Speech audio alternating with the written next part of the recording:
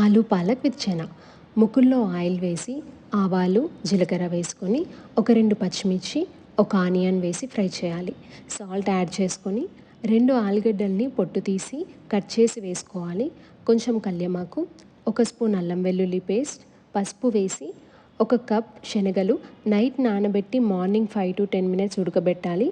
So ఇందులో add చేసుకొని బాగా కలిపి అందులో ఒక స్పూన్ ధనియాల పొడి, హాఫ్ స్పూన్ జీలకర్ర పొడి, ఒక స్పూన్ కారం వేసి బాగా మిక్స్ అయ్యేలా కలపాలి.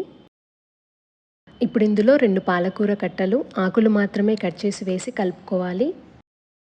ఇందులో జస్ట్ ఒక స్పూన్ వాటర్ యాడ్ చేసుకొని మూత పెట్టి ఉంచాలి. మధ్య మధ్యలో కలుపుతూ ఆలు ఉడికిందో లేదో చెక్ చేసుకోండి.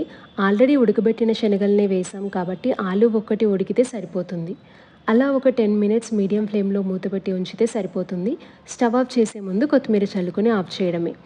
ఇది రైస్లోకే కాదు చపాతీలోకి కూడా చాలా బాగుంటుంది.